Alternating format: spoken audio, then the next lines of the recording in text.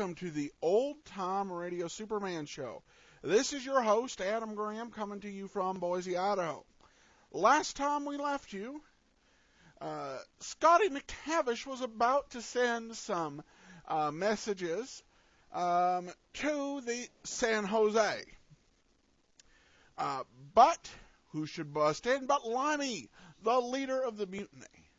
And now we're going to find out what happens next. Before we do that, I encourage you, please cast your vote for our show at Podcast Alley, podcastalley.com. And even more important than that, go to lasersword.adamsweb.us where you can enjoy our exciting fiction tales. On Monday we're going to be posting the next thrilling chapter in the Order of the Sword saga. As the Sword continues his hunt for the Dark Mystic. Go to lasersword.adamsweb.us to catch all the fun and excitement. Now, let's go ahead and we will get into The Last of the Clipper Ships, Part 10. Presenting the transcription feature, Superman! Guys, look! It's a bird! It's a plane! It's Superman! And now, Superman, strange visitor from the planet Krypton, who came to Earth with powers and abilities far beyond those of mortal men, and who, disguised as Clark Kent, star reporter for a great metropolitan newspaper, fights a never-ending battle against crime and injustice. Matters have taken a turn for the worse aboard the Clara M, last of the clipper ships, bound on a cruise round the world with Clark Kent and Jimmy Olsen aboard. In our last episode, we heard how the crew, led by a sailor named Limey, mutinied and took the ship over. One of the crew, however, Scotty McTavish, refused to join the others and was bound to his bunk. Jimmy, unable to sleep and in search of someone to talk to, came upon Scotty and released him. Together they made their way to the radio room, hoping to send a message of distress to the San Jose, a South American liner now steaming toward the Clara M to take off the badly injured captain. Scotty and Jimmy began to send a call of distress, and then... But wait. Listen. You're doing it, Mr. McTavish. You're doing it fine. Aye, laddie, I am. What? Limey. I've a gun, McTavish, and I know how to use it. Take your hand off that radio, Kay. Take it off, I says. You're a dead man. So you was trying to send a message to the San Jose, eh? Aye, trying, but not succeeding, I'm thinking. The better for you. I swear, McTavish, the life of him what stands in me way is not worth tuppence. Now, you'll both come along with me. Where are you taking us, Limey? On deck. We've Barnaby and the radio man all tied up. There's no doubt you're precious Mr. Kent as well by this time. Now, come on, get moving. Limey, I appeal to you again. You cannot do this thing, man. I'm a doing of it, ain't I? But the captain, Limey, don't you know when the captain's a very sick man? Oh, you'd no kill the man by not letting him go aboard the San Jose. It can't be done, and you know it. Now, listen, every man jack of this crew, even you, Scotty, wanted by the maritime authorities for one reason and another. Some of us have stole, some of us has committed murder. Gosh. And our pictures have been pasted up in every dock office throughout the world. What happens, I ask you, when the San Jose comes alongside, eh? We're recognized, that's what. Good and iron. But we ain't going to be recognized, see? We're going to take this here ship and we're going to sail it to freedom, see? I see. And let me warn you... There now, up this companionway to the deck, come on. Limey, man, one request. Get along, you know. You'll no be hard on the lad, will you? It was me that made him come with me to the radio room, and it was me that forced him to... That isn't so, Mr. McTavish. Now, laddie, quiet. I'm grateful to you for trying to cover me, but, well, I can't let you do it. Limey, I was just as anxious to send that message of distress as Mr. McTavish was. Oh? I don't care whether you know it or not. Snippy little beggar, ain't you? Like to run off at the mouth, don't you? Well, we may find a way of changing your mind, my lad. You'll sing a different tune before I'm done with you. Looks like the entire crew is on deck, eh? I see Mr. Barnaby and the radio man, but I didn't see our Mr. Kent. Huh? Blimey, that's peculiar. Irish! Where's Clark Kent? Well, I'm thinking the man's a leprechaun, Limey.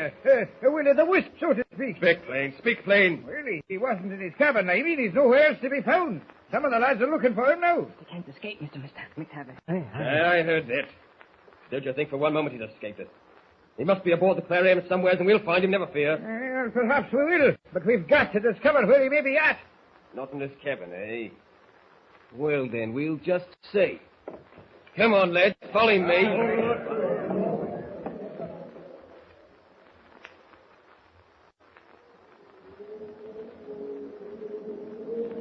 Not in my cabin is right, Limey. I'm up here in the crow's nest, if you want to know, as Superman. Lucky for me, I'd gone to Captain Hawkins' cabin to see how he was getting on, and was returning to my own cabin when I saw the beginning of this mutiny. Well, there's nothing to worry about now, Limey. Everyone's on deck, and off in the distance I can see the smoke from the San Jose. She'll be alongside in an hour or two. Wait a minute. Changed our course, haven't we? Well, we'll just have to change back again. Instead of sailing away from the San Jose, Mr. Helmsman, I'll see to it that you sail this ship toward her. Down! Down! You there! You at the wheel! Oh, Yumpin Yemeni, I've been seeing things. You won't be able to see anything if you don't do as I tell you. Hard over on that wheel, south by east, and quick about it. Look, mister, I don't know where you come from or who you are, but you don't give me orders. I show you that. No, I'll show you. Oh, my arm. You must break it. Oh. Hard over on that wheel. Yeah, sure, like what you say. And keep her there. Oh, you think so, hey, mister? Well, me, I don't think so. The others, they see you now. Maybe you can twist my arm, but by golly, you cannot twist the arm of all them other fellers. Yes, they've seen me, all right. And here they come, with Limey at their head. Something tells me Superman will have to hand them a little surprise. What's coming off here? What's coming off? Hey, wait, you. Where'd you come from? It's Superman. Mr. Barnaby, McTavish, look. Now do you believe me? Why, the great hard fool, he looks like a Superman, but... Superman, is he? We'll see about that. You in that fancy costume. I've got a gun, see? Oh? Now get away from that man at the wheel or I'll let you have it. Fire away, Limey. Think I won't, eh? Well, I'll change your mind. Don't hide him! We've a bulletproof off him! Addington halibut. I've never seen nothing like it. Bulletproof vest, that's what he's wearing. Well, you won't last long when the lads get through with you. Come on, lads, jump him. And don't take it too easy with him. All right, step up, gentlemen, step up. That takes care of you. Oh, sorry, old man. Hit me with a belaying pin, would you? After all you've done is bent the pin. No, don't run off like that. Wait, here's something for you. Come on, boys, don't hold back. Step up, one and all. Limey, why are you hanging in the background? Come on, Limey, let's have a little fun together. Come on. Stay away from me or I'll shoot. And what good will your bullets do? I'll show you. You see, Limey? Now I'll show you what I can do without bullets. That finished it, Limey. Now, the rest of you men get below. Mr. Barnaby, this is your crew, or it was. Take charge here and try to do a better job of it. Aye, sir. And now, sir. I'm off. Superman, wait. Up, and away! He's gone. Aye, lad. What a good thing for us he was nearby when this mutiny took place. So that's the fellow you call Superman, is it? You bet, Mr. Barnaby. Now do you believe me? Where'd he come from? Nobody knows. He just appears when someone's in trouble. Oh, I wouldn't have believed it if I hadn't have seen it with my own two eyes. A lot of strange things have been happening on this ship. But this ain't the time to stand around wondering about it. Come on, Scotty. Let me get some of these men up on their feet. Aye, sir. Come on. Oh, Jimmy, lad, you'd better be trundling up to your bed. Oh, okay. But first I've got to find Mr. Kent and tell him what happened. Good night, Mr. Barnaby. Good night, Scotty. See you tomorrow. Good night. An hour later, with the Clara M once more peacefully riding a soft swell, and the lookout perched from the crow's nest watching the approaching steamer, the San Jose, Teak Barnaby limps down a companionway and pauses at the door of Clark Kent's cabin.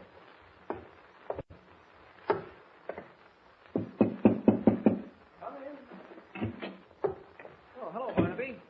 You wanted to see me, Mr. Kent? Yes, Barnaby, sit down. Thank you, sir. I guess you want to talk to me about the mutiny that happened a few hours ago. Yes, Jimmy told me all about it. I understand the San Jose has been sighted and should be alongside in an hour to take off Captain Hawkins. I'm going to have her escort us into Caracas. Now, why would you be doing that, Mr. Kent? So that we'll be sure of reaching land safely. We can't take a chance with a rebellious crew, Barnaby. It's my intention, and I'm sure you'll agree with this, to have those men arrested. Well, now, Mr. Kent, ordinarily I'd agree with you.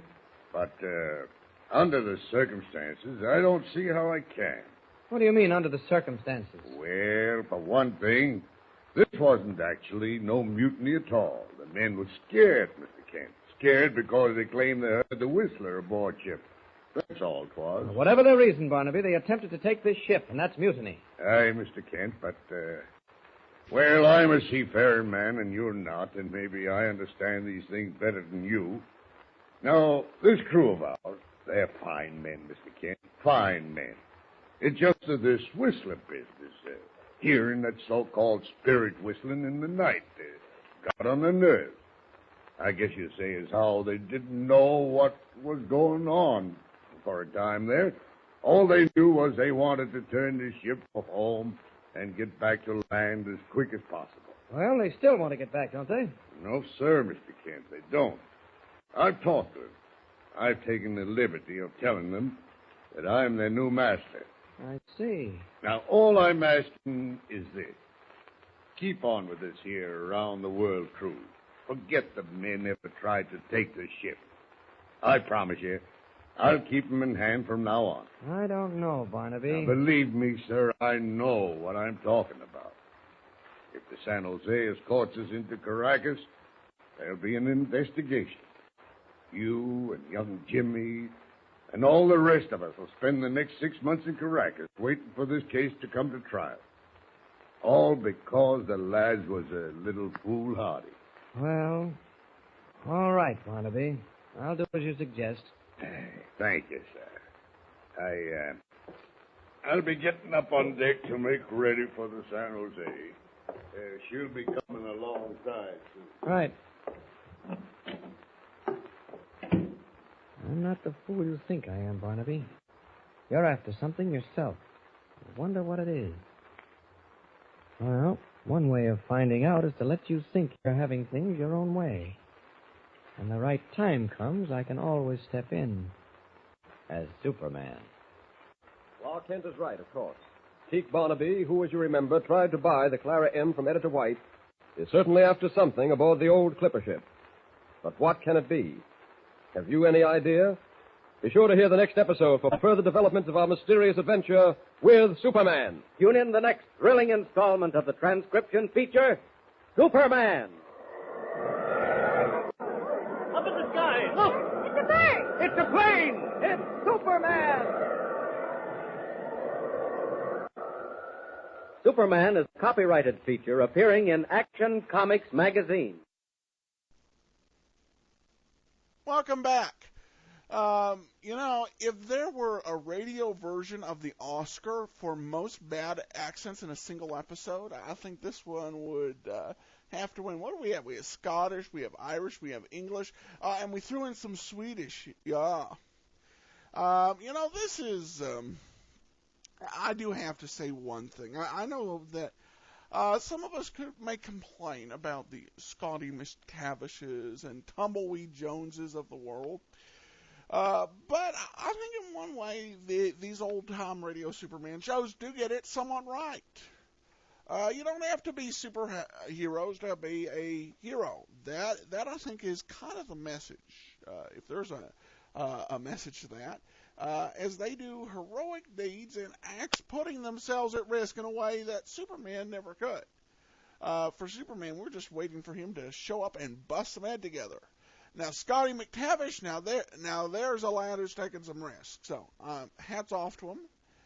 And we will find out what'll happen next time in the next exciting adventure of Superman. Got any comments on the show? Feel free to email me, adam@adamsweb.us. Please check out our magazine, lasersword.adamsweb.us. For now, this is your host, Adam Graham, signing off.